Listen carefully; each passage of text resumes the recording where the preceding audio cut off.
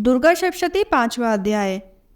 इस अध्याय के अंतर्गत हम जानेंगे कि देवताओं द्वारा देवी की स्तुति, चंडमुंड के मुख से अंबिका के रूप की प्रशंसा सुनकर शुंभ का उनके पास दूध भेजना और दूध का निराश लौटना, इसके बारे में। तो चलिए अध्याय शुरू करते हैं।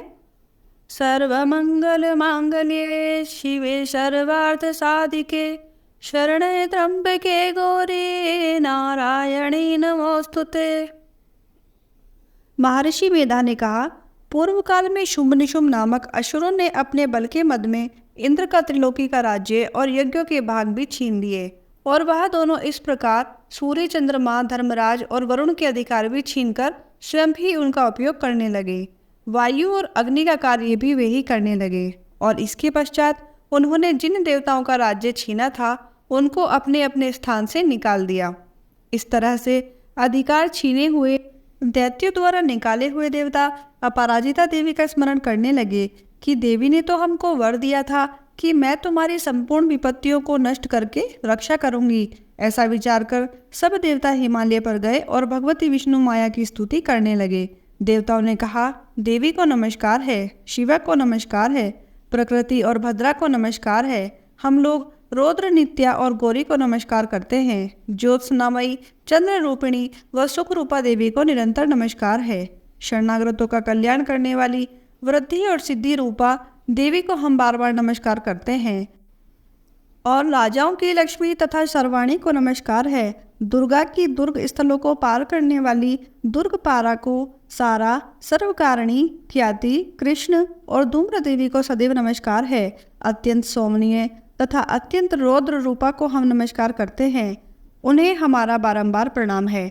जगत की आधारभूत कृति देवी को बार बार नमस्कार करते हैं। जिस देवी को प्राणी मात्र विष्णु माया कहते हैं उसको नमस्कार है, उसको नमस्कार है, उसको नमस्कार है। जो देवी संपूर्ण प्राणियों में चेतना कहलाती है उसको नमस्कार है, उसको नमस्कार है, उसको नमस्कार है।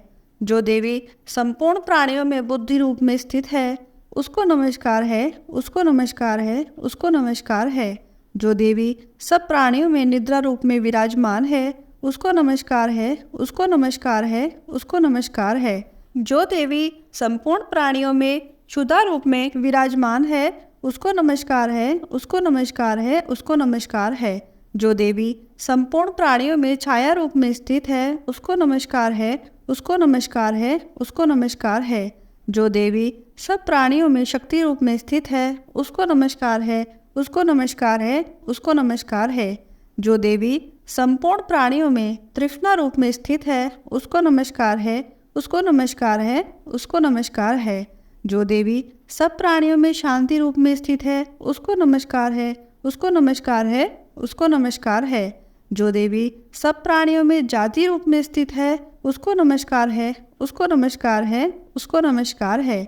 जो देवी सब प्राणियों में लज्जा रूप में स्थित है उसको नमस्कार है, उसको नमस्कार है, उसको नमस्कार है। जो देवी संपूर्ण प्राणियों में श्रद्धा रूप में स्थित है उसको नमस्कार है, उसको नमस्कार है, उसको नमस्कार है। जो देवी संपूर्ण प्राणियों में कांति रूप में स्थित है, जो देवी सब प्राणियों में लक्ष्मी रूप में स्थित है उसको नमस्कार है, उसको नमस्कार है, उसको नमस्कार है। जो देवी संपूर्ण प्राणियों में वृत्ति रूप में स्थित है उसको नमस्कार है, उसको नमस्कार है, उसको नमस्कार है।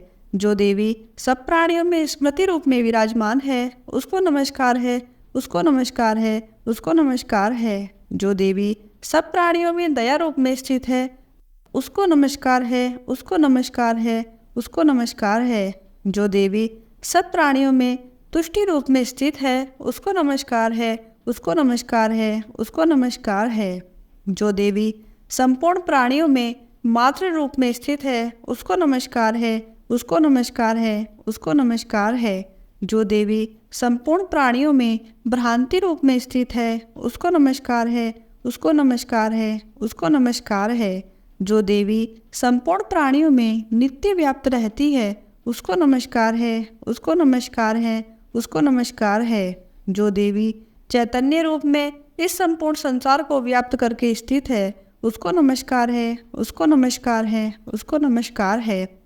पूर्व काल में देवताओं ने अपने अभिष्ट फल पाने के लिए जिसकी स्तुति की और देवराज इंद्र ने बहुत दिनों तक जिसका सेवन किया है वह कल्याण की साधना भूता ईश्वरी हमारा कल्याण करे और मंगल करे तथा सारी विपत्तियों को नष्ट कर डाले। असुरों के सताए हुए हम संपूर्ण देवता उस परमेश्वरी को इस समय नमस्कार करते हैं तथा जो भक्तिपूर्वक स्मरण किए जाने पर तुरंत ही सब विपत्तियों को नष्ट कर देती हैं, वह जगदम्बा इस समय भी हमारा मंगल करके हमारी समस्त विपत्तियों को दूर करे। महर्षि मेधा ने कहा, हे राजन, इस प्रकार जब देवताओं की स्तुति हुई तो उस समय पार्वती देवी गंगा में स्नान करने के लिए आई। तब उनके शरीर से प्रकट होकर शिवा देवी बोली, शुंभ दैत्यों के द्वारा स्वर्ग से निकाले हुए और निशुंभ से हारे हुए यह देवता मेरी स्तुति कर रहे हैं। पार्वती जी के शरीर से अंबिका निकली थी, इसलिए उसको संपूर्ण लोक में कौशिकी कहते हैं। कौशिकी के प्रकट होने के पश्चात पार्वती देवी के शरीर का रंग काला हो गया और वह हिमालय पर रहने वाली कालिका देवी के नाम से प्रसिद्ध हुई। फिर शुंभ और निशुंभ के दूत चंडमुंड वहां आए और उन्होंने परम मनोहर रूप वाली अंबिका देवी जी को देखा। फिर वह शुंभ के पास जाकर बोले, महाराज, एक अत्यंत सुंदर स्त्री हिमालय को प्रकाशित कर रही है, जैसा रंग रूप आज तक हमने किसी स्त्री में नहीं देखा है। हे असुरेश्वर, आप यह पता लगाइए कि वह कौन है और उसको ग्रहण कर ले। वह सभी स्त्रियों में रत्न है। वह अपनी कांति से 10 दिशाओं को प्रकाशित करती हुई वहां पर स्थित है, इसलिए आपको उसको देखना चाहिए। हे प्रभु, तीनों लोकों के हाथी, घोड़े और मणि इत्यादि जितने भी रत्न हैं वह सब इस समय आपके घर में शोभायमान हैं। हाथियों के रत्न के रूप में ऐरावत हाथी और उच्च श्रवा नामक घोड़ा तो आप इंद्र से ले ही आए हैं। हंसों द्वारा जूता हुआ विमान भी, जो कि ब्रह्मा जी के पास था, अब भी आपके पास है। और यह महापद नामक खजाना आपने कुबेर से छीना है। समुद्र ने आपको सदा खिले हुए फूलों की किंजकलनी नामक माला दी है। वरुण का कंचन की वर्षा करने वाला छत्र भी आपके पास है। रथों में श्रेष्ठ प्रजापति का रथ भी आपके पास ही है। हे दैत्येंद्र, मृत्यु से उत्क्रांति का नामक शक्ति भी आपने छीन ली है और वरुण के पास भी आपके पास है। भ्राता निशुंभ के अधिकार में ही है और जो अग्नि में न जल सके ऐसे 2 वस्त्र भी अग्निदेव ने आपको दिए हैं। हे दैत्यराज, इस प्रकार सारी रत्न रूपी वस्तुएं आप संग्रह कर चुके हैं, तो फिर आप यह कल्याणकारी स्त्रियों में रत्न रूप अनुपम स्त्री क्यों नहीं ग्रहण करते? महर्षि मेधा बोले, चंडमुंड का यह वचन सुनकर शुंभ ने विचार किया कि सुग्रीव को अपना दूत बनाकर देवी के पास भेजा जाए। प्रथम उसको सब कुछ समझा दिया और कहा कि वहां जाकर तुम उसको अच्छी तरह से समझाना और ऐसा उपाय करना जिससे वह प्रसन्न होकर तुरंत ही मेरे पास चली आए। भली प्रकार समझाकर कहना। दूत सुग्रीव पर्वत के उस रमणीय भाग में पहुंचा जहां पर देवी रहती थी। दूत ने कहा, हे देवी, दैत्यों के राजा शुंभ, जो इस समय 3 लोकों के स्वामी हैं, मैं उनका दूत हूँ और यहाँ तुम्हारे पास आया हूँ। संपूर्ण देवता उसकी आज्ञा एक स्वर से मानते हैं। अब जो कुछ उसने कहकर भेजा है वह सुनो। उसने कहा है, इस समय संपूर्ण त्रिलोकी मेरे वश में है और संपूर्ण यज्ञों के भाग को पृथक पृथक में ही लेता हूँ और 3 लोकों में जितने भी श्रेष्ठ रत्न हैं वे सब मेरे पास हैं। देवराज इंद्र का वाहन ऐरावत मेरे पास है, जो मैंने छीन लिया है।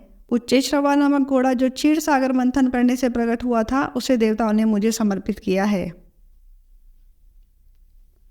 हे सुंदरी, इनके अतिरिक्त और भी जो रत्नभूषण पदार्थ देवताओं के पास थे वह सब मेरे पास हैं। हे देवी, मैं तुम्हें संसार की स्त्रियों में रत्न मानता हूँ, क्योंकि रत्नों का उपभोग करने वाला मैं ही हूँ। हे चंचल कटाओं वाली सुंदरी, अब मैं ये तुझ पर छोड़ता हूँ कि तुम मेरे या मेरे भाई महापराक्रमी निशुंभ की सेवा में आ जाए।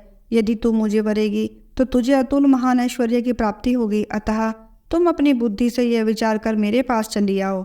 महर्षि मेधा ने कहा।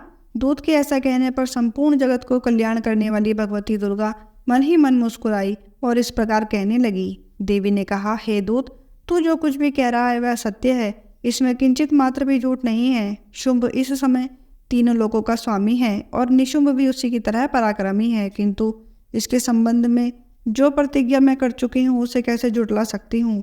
अतः तू मैंने जो प्रतिज्ञा की है उसे सुन। जो मुझे युद्ध में जीत लेगा और मेरे अभिमान को खंडित करेगा तथा बल में मेरे समान होगा, वही मेरा स्वामी होगा। इसलिए शुंभ अथवा निशुंभ यहाँ आवे और युद्ध में जीतकर मुझसे विवाह कर ले। इसमें भला देर की क्या आवश्यकता है? दूत ने कहा, हे देवी, तुम अभिमान से भरी हुई हो, मेरे सामने तुम ऐसी बातें ना करो। इस त्रिलोकी में मुझे तो ऐसा कोई नहीं दिखाई देता जो शुंभ और निशुंभ के सामने ठहर सके। हे देवी, जब अन्य देवताओं में से कोई शुंभ व निशुंभ के समान युद्ध में ठहर नहीं सकता, तो तुम जैसी स्त्री उसके सामने रणभूमि में ठहर सकोगी क्या? जिन शुंभ आदि असुरों के सामने इंद्र आदि देवता नहीं ठहर सके, तो फिर तुम अकेली स्त्री उनके सामने कैसे ठहर सकोगी? अतः तुम मेरा कहना मानकर उनके पास चली जाओ, नहीं तो जब वे तुम्हें केशों से पकड़कर घसीटते हुए ले जाएंगे तो तुम्हारा गौरव नष्ट हो जाएगा। इसलिए मेरी बात मान लो। देवी ने कहा, जो कुछ तुमने कहा वह ठीक है। शुंभ निशुंभ बड़े बलवान हैं, लेकिन मैं क्या कर सकती हूँ, क्योंकि मैं बिना विचारे प्रतिज्ञा कर चुकी हूँ। इसलिए तुम जाओ और मैंने जो कुछ भी कहा है वह सब कुछ आदरपूर्वक अपने असुरेंद्र से कह दो। इसके पश्चात वह जो उचित समझे सो करे। बोलिए माँ भगवती की जय। आशा करती हूँ कि ये वीडियो आपको पसंद आई होगी। दुर्गा सप्तशती का अगला भाग देखने के लिए वीडियो के अंत में दिए गए वीडियो लिंक पर क्लिक करें। अगर मेरी वीडियोस आपको पसंद आती हैं तो प्लीज़ आप इनको लाइक कीजिए, शेयर कीजिए, और हाँ, अगर मेरे चैनल को आपने अभी तक सब्सक्राइब नहीं किया है तो चैनल को भी सब्सक्राइब कर लें। धन्यवाद।